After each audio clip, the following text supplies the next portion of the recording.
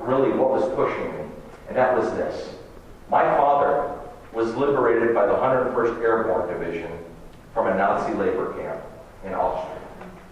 My mom was in Auschwitz. Many of you know Auschwitz. She was a young child in Auschwitz.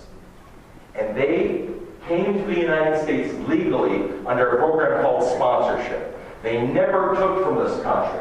They never took from this country. They always wanted to give back. And when we were at home, they always spoke Polish. They taught me Polish. They taught me many other languages. But outside the house, my parents always insisted we speak English. My dad never missed an election. And when they went to vote, they took me with them. And do you remember those old booths, those old voting booths where they actually closed the curtains behind you? And you had to press the little clickers? My parents actually took me inside there and had me, they showed me which one, and they had me pressing the clickers. And here's another secret that you need to know. We were pressing the Democrat clicker. As a young kid in third grade, I think it was third grade, I played Jimmy Carter in my in my elementary school class. I played Jimmy Carter, and boy did I get waxed in that election. But as time moved, my parents and their political feelings and their patriotism moved on from the Democratic Party. They felt that the Democratic Party had left them. Like we have heard so many people. And then Reagan came on, and I got to tell you, Reagan just inspired my father. And he inspired me as a young kid. And a lot of us keep reminding ourselves and talking about Reagan, but what was so great about Reagan?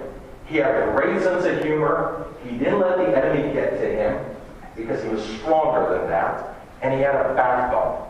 Remember his old statement about the Cold War? What's your philosophy of winning the Cold War, Mr. President? Or Mr. Reagan, they used to call him. We win, they lose. What a great philosophy and a great concept.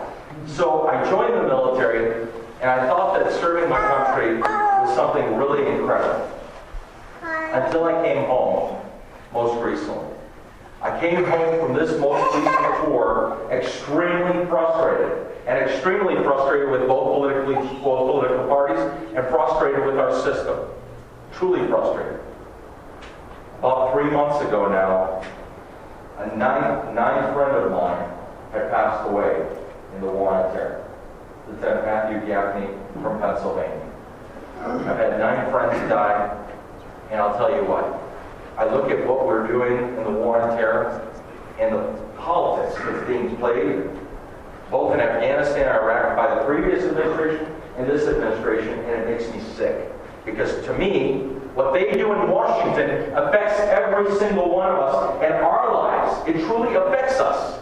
And then I came home, really happy to get home. What did I realize? That every single policy that they did in Washington still affected us. It affects our families. It affects our economy. The taxes that they levy.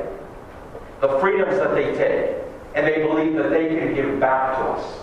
That frustration inspired me enough to talk to my wife and basically leave my business. I was the CEO of a company called Star Tickets. And Star Tickets is a national entertainment ticketing company. And we used to sell entertainment tickets. We were always considered the good guys in the ticketing business because we didn't charge those exorbitant fees that Ticketmaster would charge here in Detroit. Boy, talk about a ticketing mafia, Ticketmaster. They should be investigated by the New York State. But anyway, I left my business and I left the military. I was up for promotion to Lieutenant Colonel this year, and I left the military. And my wife and I left everything behind. We decided to, like squirrels, put our nuts together and say, what do we need to do to last, to really give this our heart? Because this country actually means something to me. And I can't tell you how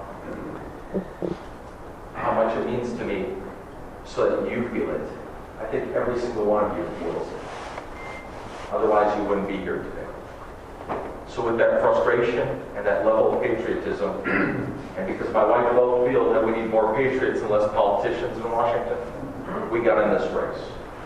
And thus, 4 weeks ago, we were granted with the largest majority, as I told you, largest a majority win of any major race in the state of Michigan, and now we're off in 56 days for an election with what they're doing in Washington. Because truly what's happening now, before I introduce David, I want to mention this last thing. What's happening in our district today is not just endemic here in Michigan. It's happening all over the United States. It's just hitting us a lot more because we're such an industrialized, manufacturing-based state.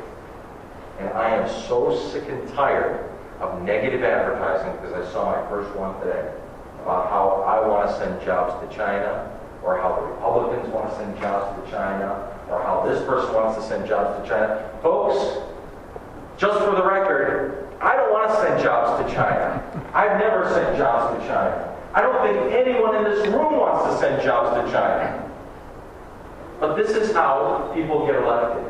And it's about how I can save my own job, being the congressman. So our focus tonight, and I'm going to be open to any and all of your questions, will be about you and what's most important to every single one of you in this room. And if you like what you hear at the end, I'm going to ask you to get involved. So with that, I'd like to bring up David Bruhan. And David's going to talk just a few minutes about the economy and some of his thoughts about the state of Michigan and our federal policies. And then we're going to take, and you can ask David questions as well. He's been gracious enough to say that he'd be willing to take any of your questions. And we'll just go at it as a group. Is that a deal? Yeah. All right, perfect.